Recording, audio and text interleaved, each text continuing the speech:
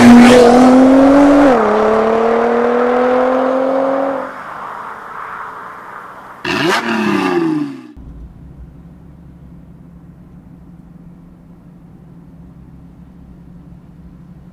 guys, so as you may or may not already know, with Rev Limits, Sag is doing a written monthly review on the Evora, like ownership, what it costs, how many miles he's done, anything the car needs doing, all that kind of thing.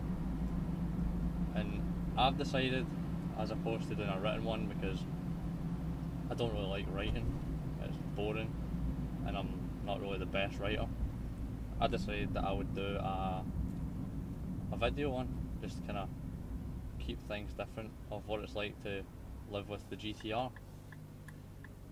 But for this month's one, so I've not really taken anything down, I don't know how many miles I've done this month or anything, and the car's not really been in for any work this month, so instead what I thought I would do this month is explain a bit about Rev Limits, you know, what we're about, stuff like that.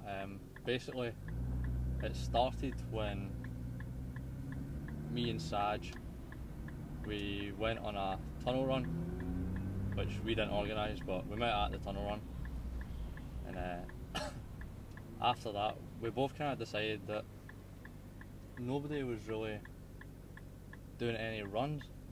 It was all meets, just sitting in a car park, kicking tyres and walking around, which is good, it's good, but once you've seen a car once, you've seen it. Like, you don't walk back around and be like, oh, there's that same car parked in the same place it was an hour ago, still not moved. It's not that exciting. So what we decided that we would do is set up the group, Rev Limits, organise runs, get a bunch of people together, like-minded people who enjoy driving their car. Yeah, we still go to meets, but we're not in the meets for long, and once the meet is over, we go out, go on a run, and just enjoy driving the cars, because that's what they're bought for. They're bought for driving. Like, you don't buy a Lotus or a GTR to sit and stare at. So anyway, we set this up. May we set it up. So far all the runs have been great. Everyone that's been along has really enjoyed it. I've became so much more confident in driving the GTR, and I'm enjoying driving it so much more because I've learnt a lot about it. I've learnt how it handles, I've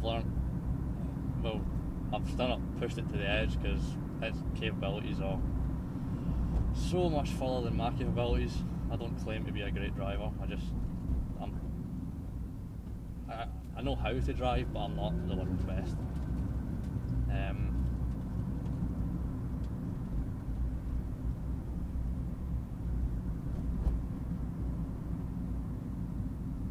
Yeah, so we kind of got on well with the runs, but there was another guy who was helping us out a lot, like sorting routes and pictures and stuff, so we asked him to come more on board and be more of a part of Rev Limits rather than just somebody who comes along to the runs. That's Lewis, who also happens to be a pretty decent driver, I'll give him that. He knows how to handle his car, which is a Clio Sport, so hats off to him, he's pretty good. But right now I'm just on my way to, after a summer of abuse, I think we can call it, I'm just on my way to, not so much abuse, it's not been, the temperatures have never been over 100 degrees, or I've never been throwing the car around like on its limit, but the tyres are kind of, I'm starting to understeer a bit, and my rear tyres are, I'd say on their way to being illegal. They're not quite there yet, but I thought I'd better get them checked, see what's what, get my pressures are not where I want them to be either, so I'm going to continue with the GTR gimmick and get them filled with nitrogen. I know it doesn't really make too much of a difference, but oh well. Yeah, so I'm on my way to the tyre place just now. I'm going to call it here because I'm just round the corner, and when I get back in I'll talk to you a bit about my tyre dilemma and what tyres I'm thinking of and sizes, and you guys can give me your input. Thanks, see you in a bit.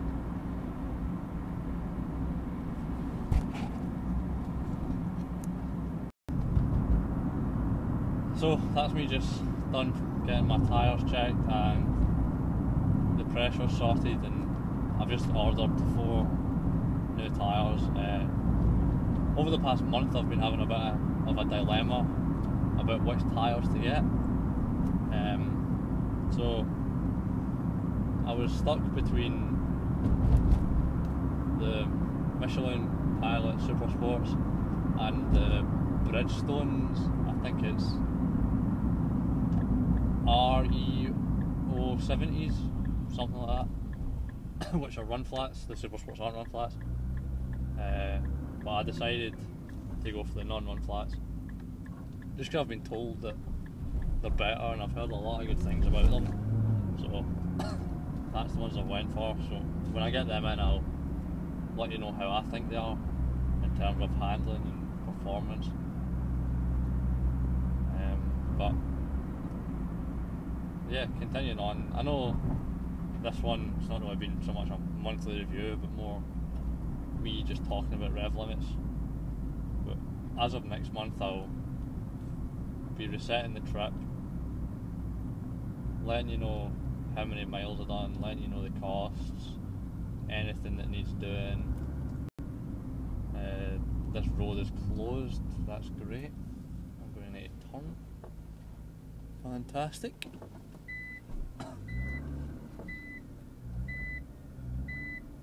Always good in a video when something pops up and ruins your route. Aye, anyway, so next month there'll be more about the car. I'll probably try and talk a little bit about how it handles, how the acceleration, maybe a little bit about the space in it, what it's like in runs, what the settings are like, and hopefully I've got a couple of Rev Limit surprises that I can talk about as well. Just depends when we finalise them and release them. But yeah, anyway, thanks for listening.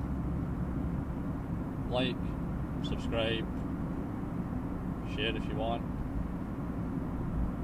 Thanks.